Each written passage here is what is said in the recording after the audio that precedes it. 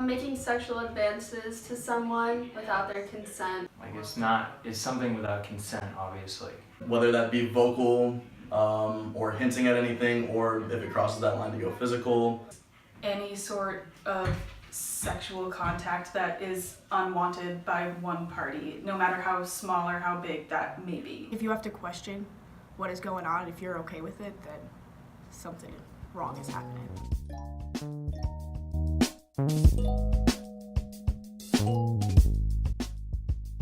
I was not shocked whatsoever. I wasn't shocked. I'm not really surprised. It's sad that I'm not surprised. It was unshocking. I was just waiting for it to happen. It boggles my mind that some people that do know about it still think of these chefs in high regards, or they still will eat at their restaurants or go to their Italy markets. Shout out Mario Batali.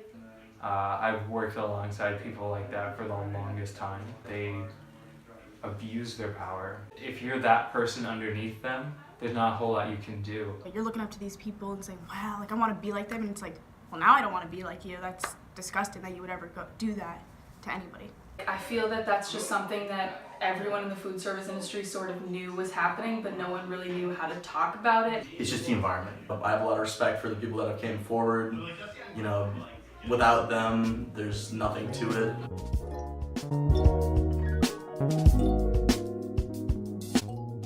Yeah, yeah, exactly, yeah. Mm-hmm.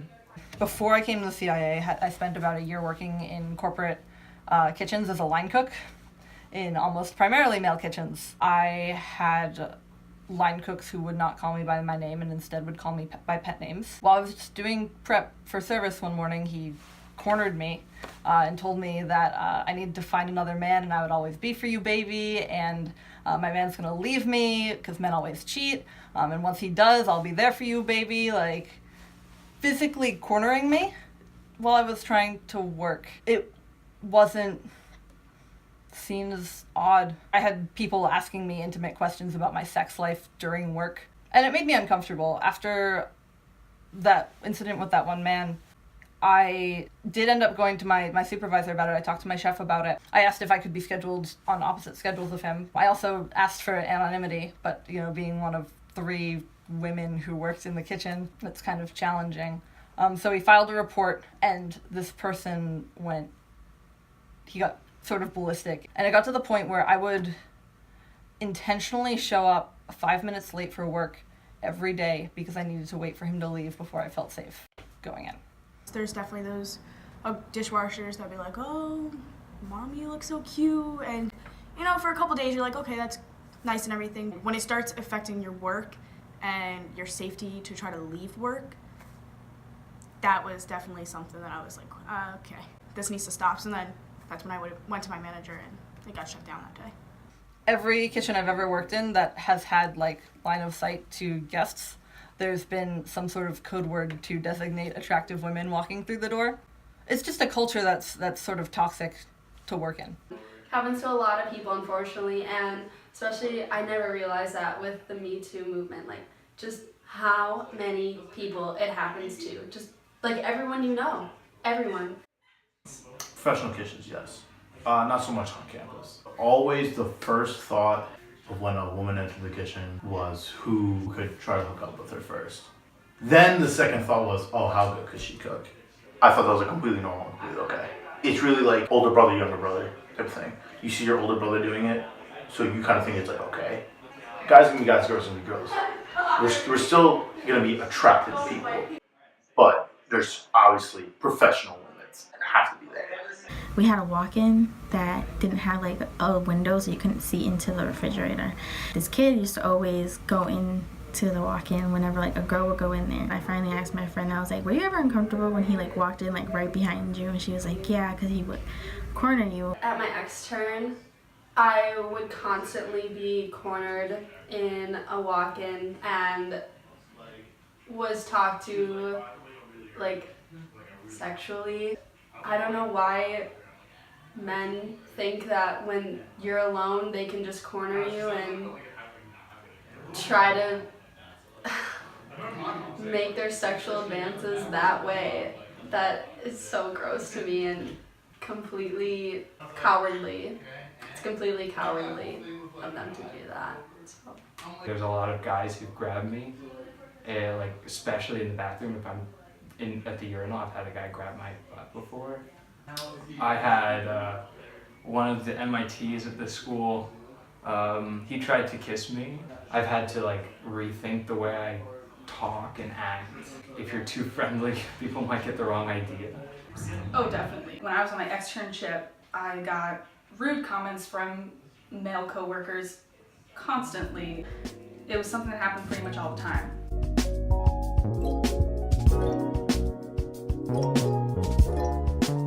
I actually was in a bake shop with all women. I didn't have any guys in our class making us feel uncomfortable. In my class, we only had one boy, but it was still like all girls. Being in a class also with 19 females and 1 male, the environment is totally different.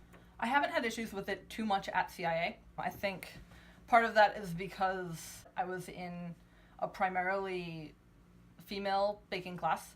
I had 2 men in my class and they were both super respectful. My class consists of 15 people and there's only 3 females. It's kind of hard because they don't respect us as much as they do their fellow males. Like, I'll try and say something loud, expect a herd, no one does it. So this other guy, he knows it, so he'll repeat it, and then everyone says herd to him. On campus, I feel like it's very accepting, whereas in the real world, in kitchens I've been in, people are not as accepting. Women are not looked upon the same as I am. I don't even know how it would be for someone who's transgender. As for on campus, we're doing pretty well. As for some of the places that I've worked professionally, I feel like definitely not. The sexual orientation side and gender side is something that we still really need to work on. Diversity is what brings people into the culinary industry, so I'd say it's less of an issue, I guess.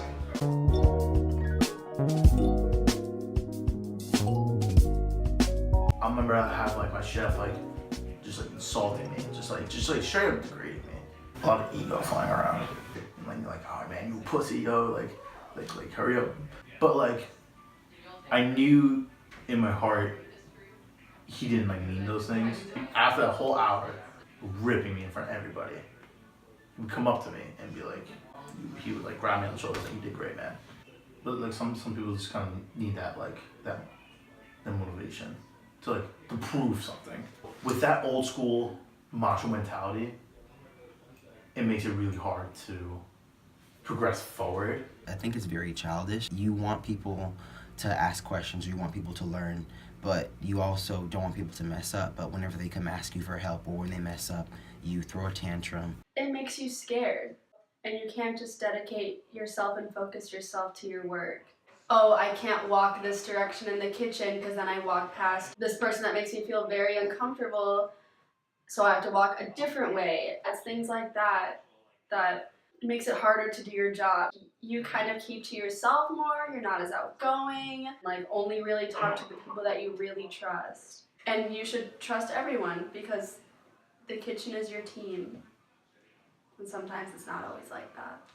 A lot of professional kitchens don't have female chefs. Our chefs here teaching us are mostly all male. It's only men's perspective. What about us? It's a small thing, but it's a big thing at the same time. There's sort of an expectation of women in the kitchen to be just as aggressive, just as rude. The expectation to be one of the boys. There are some female chefs that are just terrified of showing any sort of weakness. It almost feels the same as those young guys trying to protect their ego.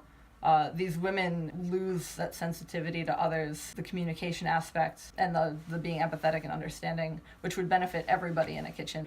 The culinary field is so male-dominated. Go in there and you roll up your chef sleeves, you have your tattoos, and you play with knives and fire, and there's just this persona of who a chef is. It's hard to gel with that, antagonizing your employees and getting, fear to work for you for your productivity. It's a lot of the times really overpowering for people. You know, a restaurant type kitchen is where a man is supposed to be and a woman belongs in a kitchen at home. Having that mindset coming into school, I wanted to be the person to kind of be like, I'm a female and I'm here, so you're not gonna like stop me from being in a kitchen. You can pick up that 50-pound bag of flour, so can I.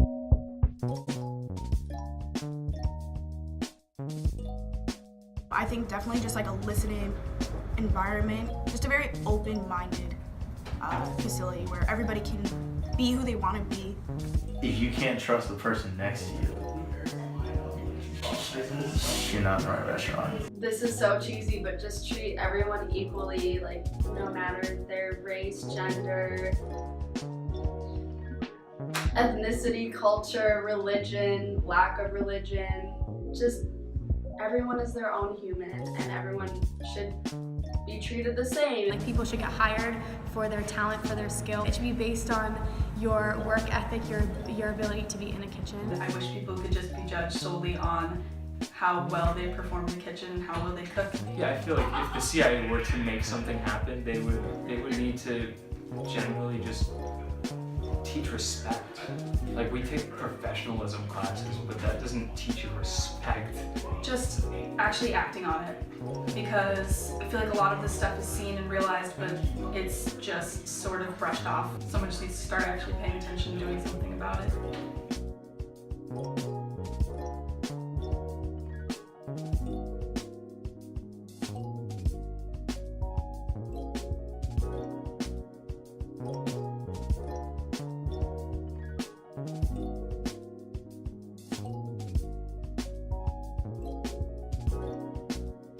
Thank you.